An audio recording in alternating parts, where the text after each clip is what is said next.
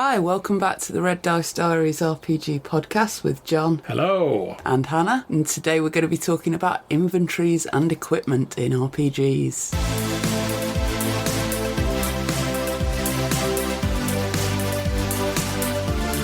So, John. Yeah. Obviously, we've done quite a few roleplay games between us. Yeah, I've played one or two at a time. And I'm assuming that most of the people that are listening are familiar with how equipment works in D&D. I.e., you have a page on your character sheet where you have a list of all the stuff your character's carrying. And depending on how strict your GM is, that can equate to effectively a van full of stuff, or it can be a strict limit set according to how strong your character. Yeah, I mean, I think inventory lists and encumbrance, which for anyone who's not aware, is the name often used for how you get slowed down by the weight of your equipment and stuff like that. I think it's one of the most often sort of like fudged / house rules / just flat out ignored bits in the game. Indeed. Because, I mean, let's face it, totting up all these encumbrance things and then sort of like trying to work out, that minuses me 5 movement and my dex is...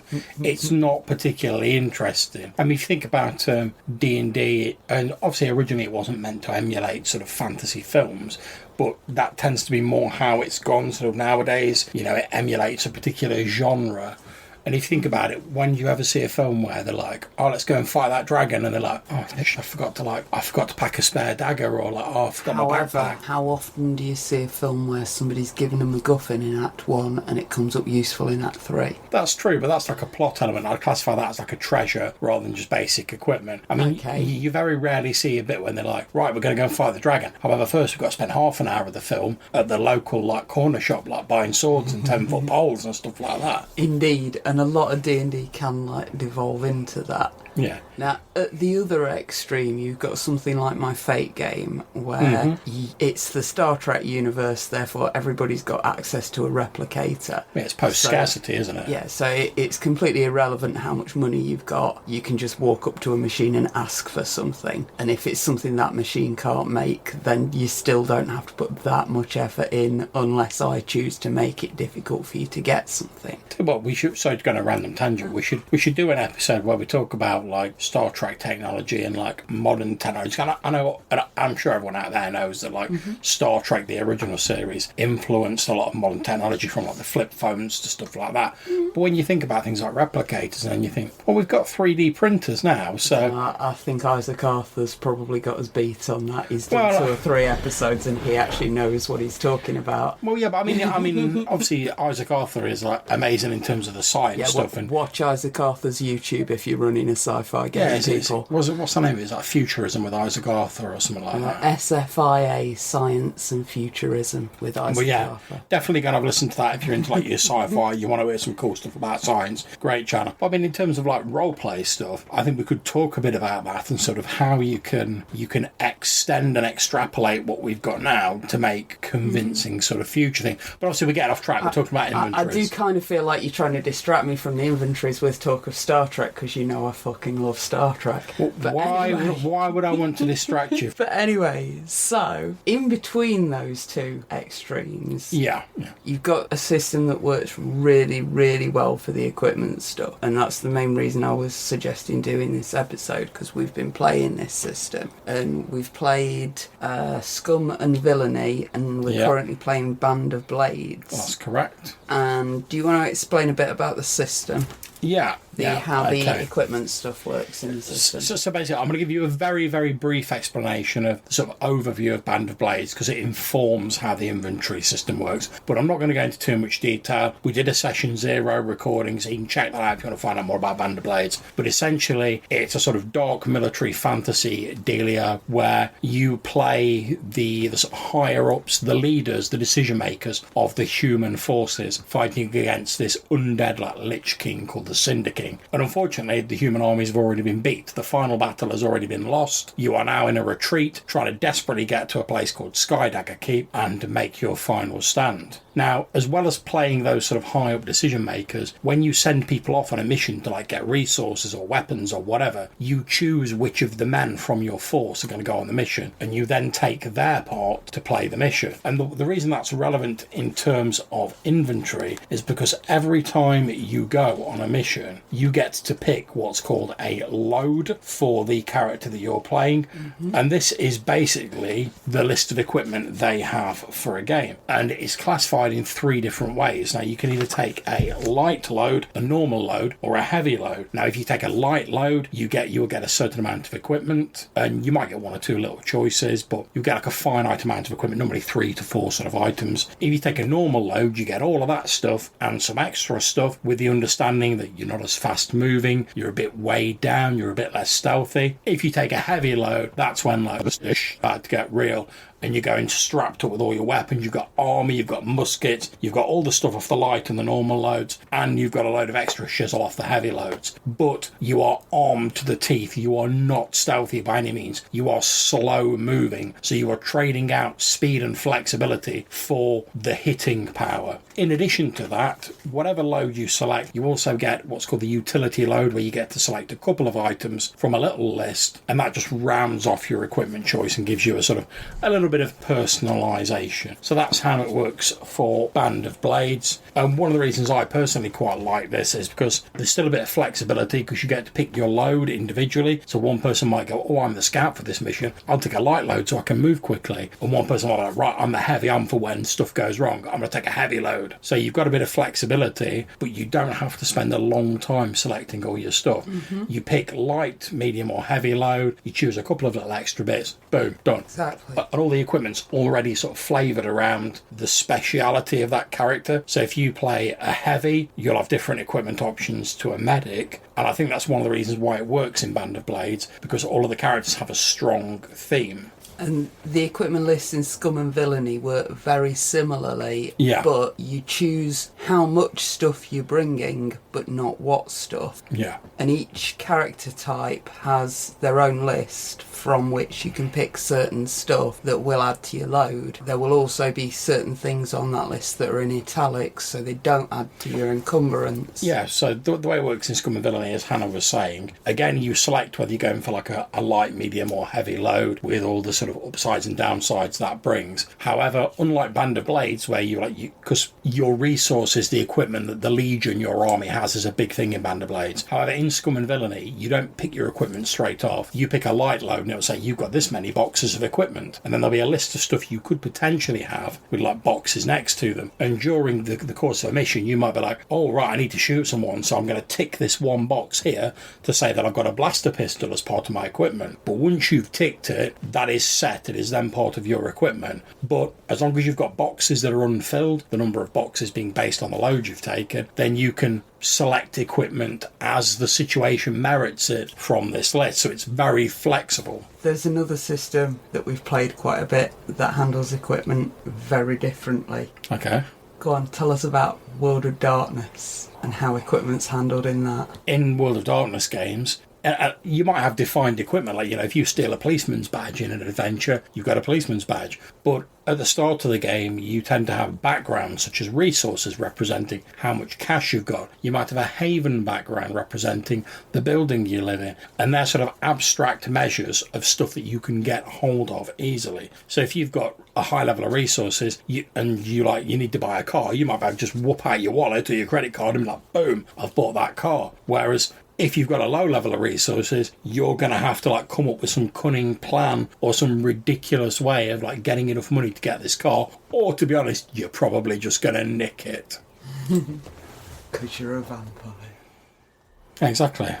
So, different sorts of games, different sorts of player groups. Yeah, are gonna like or dislike these sort of different things. Well, I mean, I think part of it comes down to sort of how much you want the game to be a sort of a simulation. Because obviously, if you want the game to be, I mean, we know that no game's going to exactly replicate reality. That's ridiculous, obviously. But if you want a game that goes to more effort to try and replicate something resembling reality, then you're probably going to want to keep in mind the fact that, yeah, if you're carrying, I don't know, if you're carrying like a wardrobe and you've got a table and you've got a 10-foot pole and you've got a broadsword, then you're going to struggle to move, much less do anything else.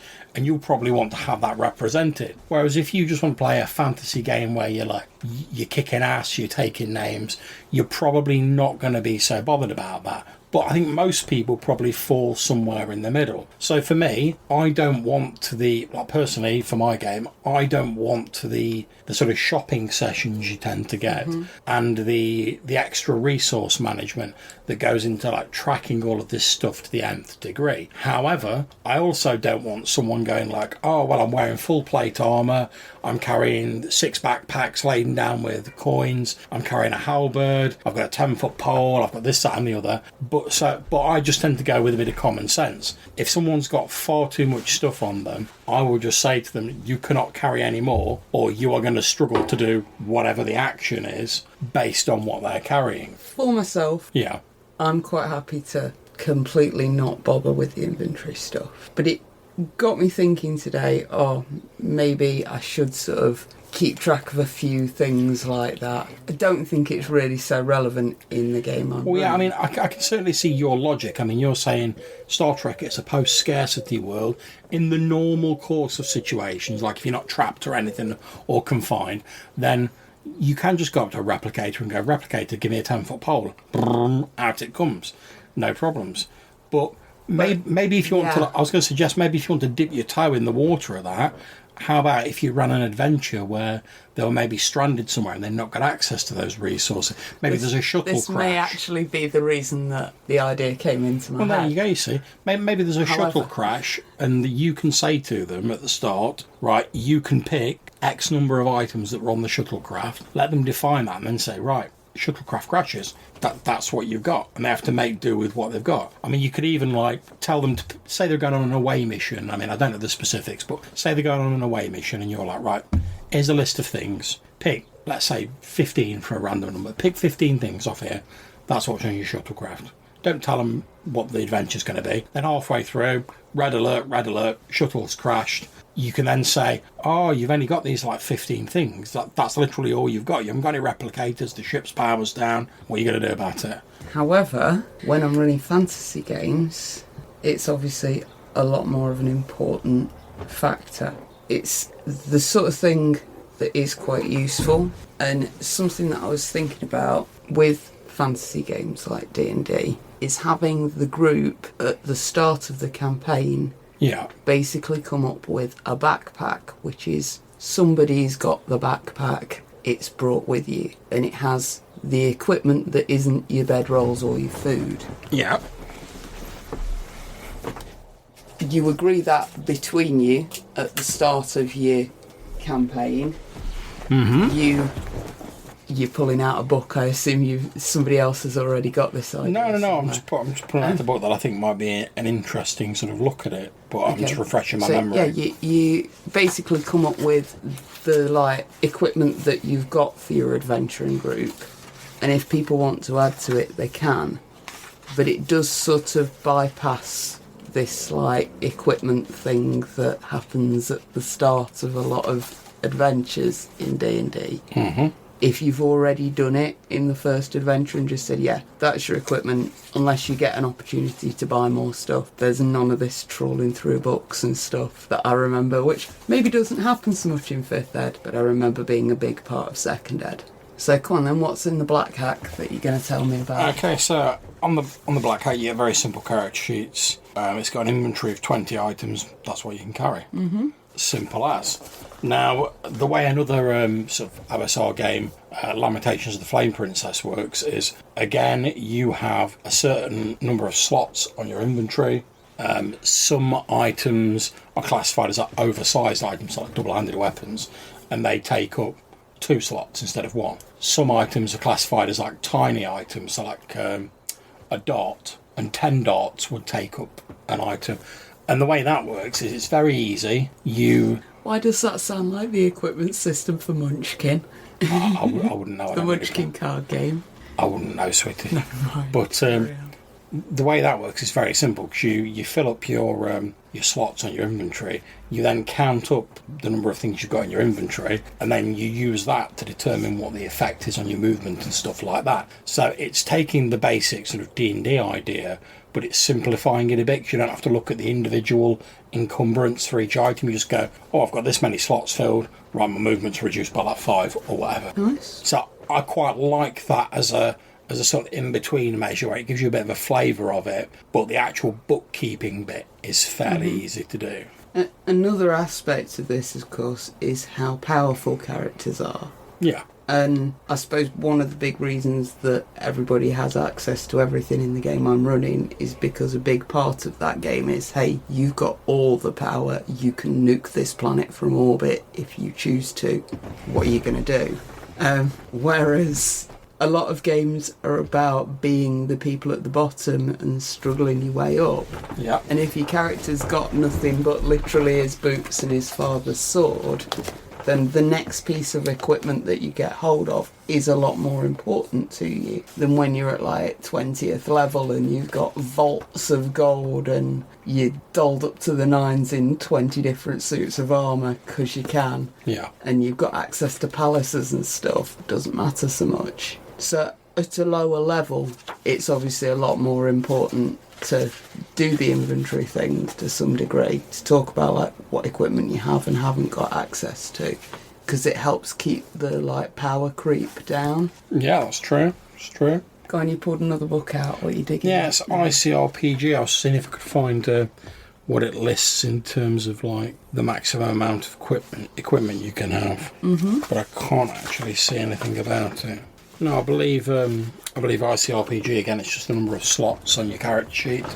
And the thing about ICRPG is, I mean, it's loosely based on like D20, D&D, but rather than advance by gaining XP and extra abilities, you tend to advance by like gaining loot, items which alter your abilities or give you extra stuff. So obviously what you carry becomes quite important in that game, because you have to sort of juggle things around to try and get the bonuses or whatever that you want. So, but you can still only carry a limited amount of them. So in this, because you're like, you might be like, oh, let's say you can only carry 10 items. You might be like, oh, I've got 5 which give me the bonuses, which like power me up. But that only leaves you like 5 slots free for carrying actual equipment. Now, don't get me wrong, like a ring that gives you like +2 strength is amazing, but if you find yourself in like a dungeon and you're like, oh, I left my rope and my lantern at home because I need to carry this ring of strength, all the strength in the world's not going to help you when you're like trying to cross like a 60-foot chasm in the dark. So it's nice because it makes it important that you sort of pay attention to it. But again, it's still very simple. Pretty much everything takes up 1 slot. You've got so many slots you can use. If you want more than that, you need to buy a cart or get a hireling or something else like that. I mean, one of the few advantages that mages have in the game is some of their spells that they memorise don't count as items, whereas most other stuff does. So you can carry quite a bit as the mage and still have some spells. So they get like an additional benefit in the fact that like you need a bit of extra equipment carrying. The mage has probably got space for it. I suppose we can't really talk about equipment and inventories without talking about the like obligatory henchman strapped down with half a dozen backpacks and a chest on his back, Nodwick. Well, yeah, I mean, that's going back a bit. But yeah, obviously one of the reasons for hiring henchmen, as well as having like extra bods in combat and stuff like that, is purely so you can carry more loot. Especially, I mean, it'd be quite anticlimactic if you fought your way through to like the centre of a dungeon. We're like, great, we've defeated the evil warlord, we can now claim his treasure. And you're saying like, oh, we can only carry like 2 bits of it back with us because like, we're too loaded down. Then you're like, oh, I mean, it could be quite interesting, because then you'd be like, oh, we might have to fight our way out, so what do we keep and what do we drop so we can carry more treasure? But obviously that's why you take hirelings, so you can just be like, right, grab hold of that treasure chest, let's go. So, anything else you want to say about equipment or inventories? No, I mean, like I said at the start, the only one of the reasons I'm not a big fan of extensive inventory things is because you tend to, and I'm not saying every player does this, but we've all had those players where you start off a session and you're like, right, great, there's an exciting adventure coming up. Right, you're heading to the Dungeon of Deadly Doom to take on the Dread Demi-Lich. And everyone else is like, yeah, let's go, let's get in there and let's kick his ass. And then you always have the one player who's like, actually, I'd like to go and buy some equipment first, if you don't mind. and you're like, okay, no problems. You want to buy some equipment? What do you want to buy? Thinking, oh, maybe they're going to grab a sword and a few bits and pieces. And they're like, oh, is there a shop that sells candles and prayer beads? and you're like, yeah, there is. What do you want to buy? And then they insist on haggling with the shopkeeper. They insist on shopping around for the best price. And the sort of shopping trip, as I like to call it, almost becomes an end unto itself. And hell, I don't even like shopping in real life. Never mind imaginary shopping for imaginary sure. And I have never, well, yeah, do you know what? I'll put it out there. I've never been in a game or GM'd a game where someone who has spent hours doing their shopping for their equipment has saved the day with any of the equipment they've got. Because generically, if you're going into a dungeon in a D&D fantasy, you need some rope, you need some lanterns, you need some oil, maybe a spade. Happy days. Done. That's what you need. Anything extra is nice, but it's mainly just for flavour. So, I mean, I this happened in one of my games a couple of years ago now, where we were going to start off a session, and because we had a guy who was into the equipment, I said, right, before we get to the session, if you want to buy any equipment, you know how much gold you've got. Equipment, we're playing Lamentations of the Flame Prince, as I mentioned earlier. I was like, if you want to buy any of the equipment, we've all got the book. Equipment costs are in there. Mate, if you want to buy stuff, you've got access to Roll20.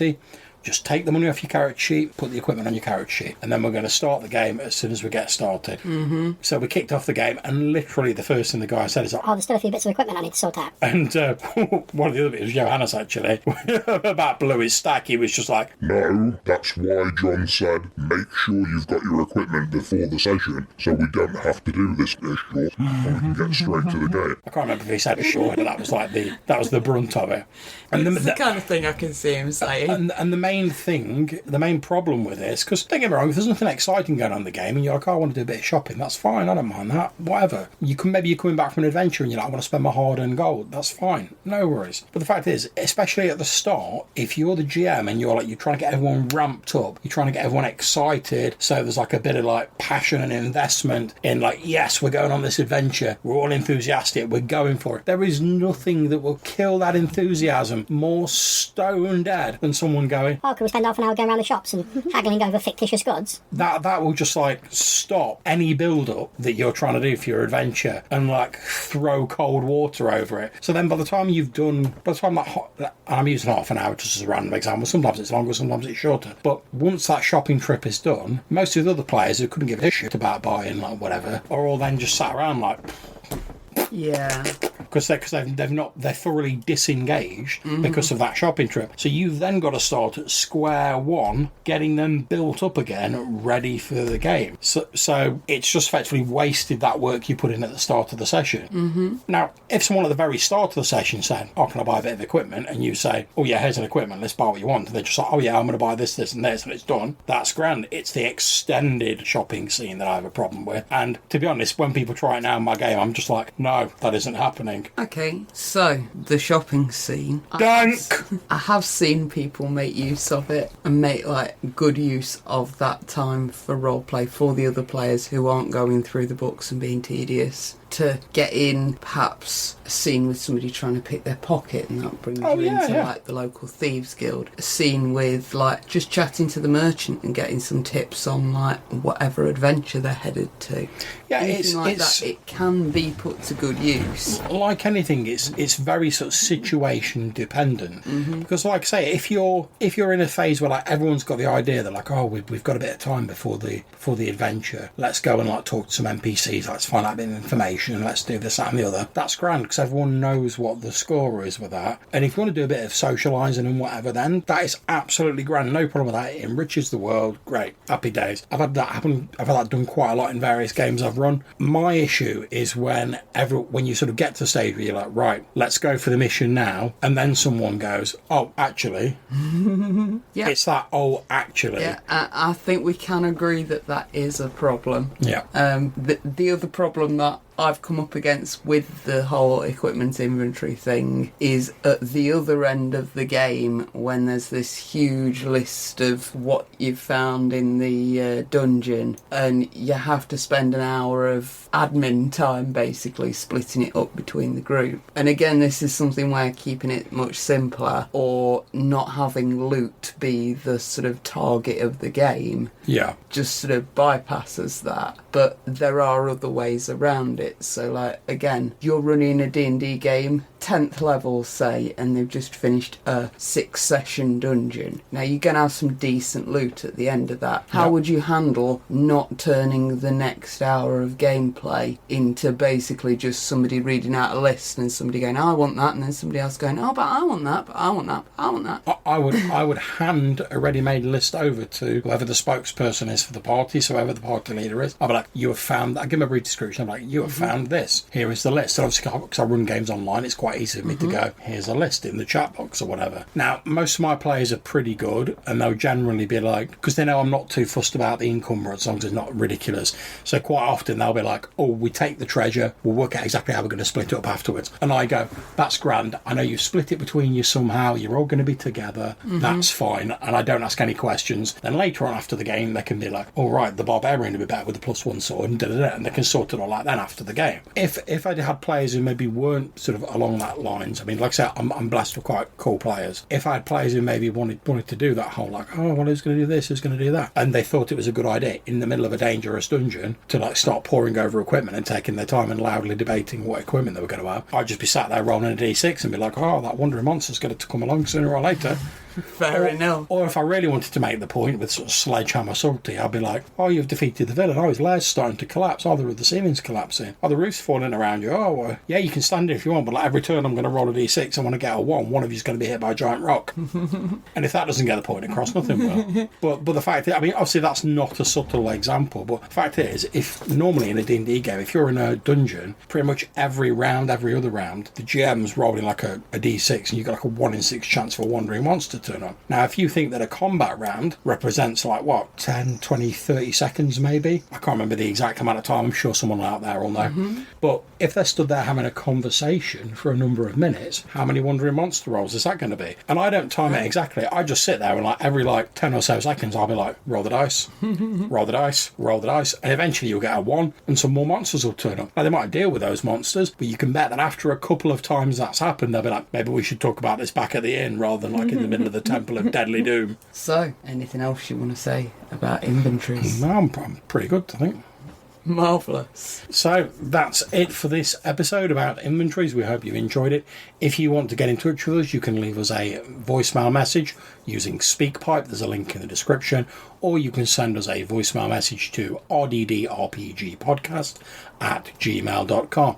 Until we see you next time, take care, stay safe, and happy gaming. Bye.